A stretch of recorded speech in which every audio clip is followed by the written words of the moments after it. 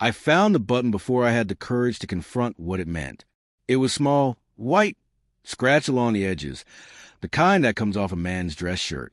It lay on the back seat of my wife's car, half hidden between the cushion and the seatbelt buckle, as if it had tried to vanish but failed.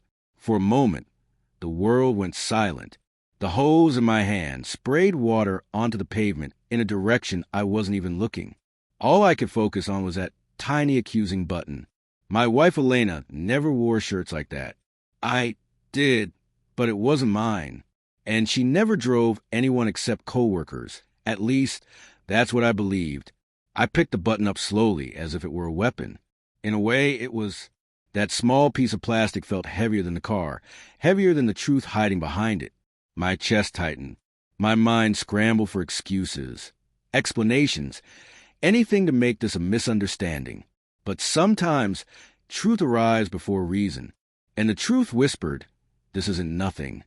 That evening, Elena came home humming, the same tune she always did when she was in a good mood. I stared at her, as if she had become a stranger wearing my wife's face. "Long day?" she asked, sliding her arms around my waist as I chopped vegetables. "I cleaned your car," I said, voice steady. She paused just a microsecond, but I felt it. "Oh," she said brightly.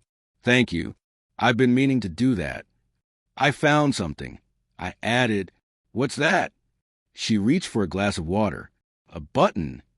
She froze for half a heartbeat, subtle but unmistakable. "A button," she repeated, voice too casual. "From a men's shirt." There it was, a flicker of panic in her eyes. Then a laugh, too sharp, too rehearsed. "That must be from your co-worker," she said. "Remember that day I picked him up? He lost a button and joked he looked like a mess." My stomach twisted. The explanation was tidy. Too tidy. "Yeah, maybe," I said slowly. But I didn't believe her. I knew her. She was scared. In the following days, I began noticing things I'd ignored before: her late returns, traffic excuses, her phone always face down, the sudden scent of perfume she never wore, the way she touched up her makeup for quick errands. Small details, harmless individually, but together forming a picture I didn't want to see. Then came the text. Her phone buzzed on a nightstand while she showered. I glanced over, expecting her sister or mother, but it was a name I didn't know. Lucas. Just that. No preview. My blood ran cold. When she emerged in a towel, I asked, "Who's Lucas?" Her eyes widened. First fear, then confusion. "He's a co-worker," she said quickly. "A client." "Both, actually. It's complicated." "Why is he texting you at night?" "Work-related." "Mark, don't start." "I'm not starting. I'm asking." She grew defensive, desperate. "Why are you checking my phone?" I didn't check it. It lit up. I saw the name. That's all. That's not the point. It is the point when my wife is lying to me. Her lips parted. Shock, hurt, anger, layered over guilt. "You think I'm cheating?" I hated how broken my voice sounded. "I don't know what to think anymore." She stepped closer. "Mark, I love you." "I wouldn't." "I found that button," I whispered. She froze again. Silence fell between us like a curtain. Sleep was impossible that night. I lay awake listening to her breathing, wondering how many lies were hidden in that steady rhythm. Around 2 a.m., her phone buzzed. She didn't stir. My heart raced, hand shaking. I reached for it. The thread with Lucas was long. Not explicit, not overtly romantic, but too familiar, too warm, too intimate for work. "I'll miss talking to you today." "Elena." "I was busy. You know that. L doesn't mean I didn't miss you." Further up, "Oh, that moment in the car last week." I keep replaying it. My stomach clenched. Scrolling, I found the sentence that made everything collapse. "Oh, I owe you a new button. By the way," winking face. "Next time I promise not to rip it off." My vision blurred. The button. That innocent button hadn't been lost. It had been ripped. I set the phone down on the bed, walked to the living room, and sat on the cold floor staring at nothing. Time didn't exist. My breath was shallow, my chest tight.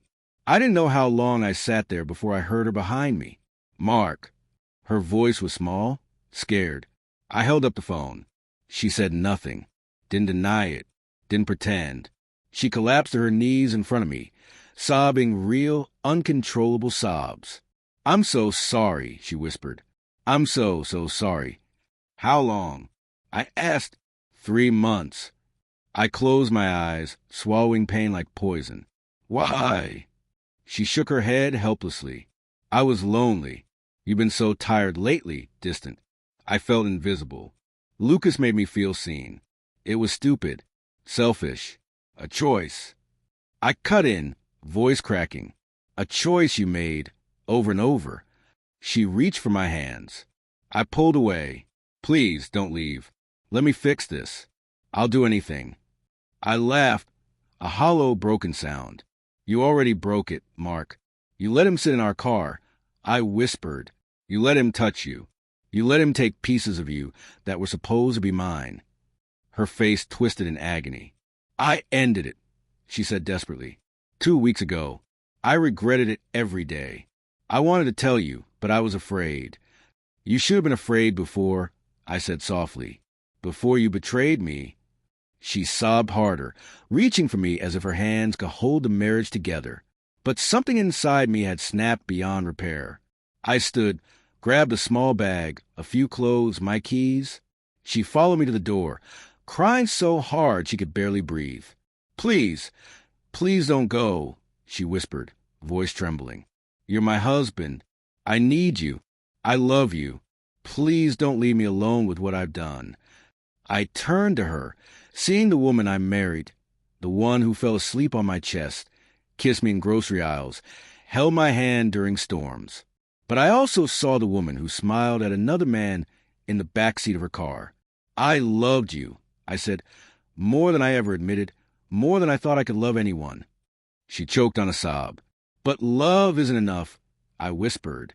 "Not after this." When I stepped into the hallway, her cries echoed behind me, like a thread snapping. A small white button sat cold in my pocket, and it had ruined everything.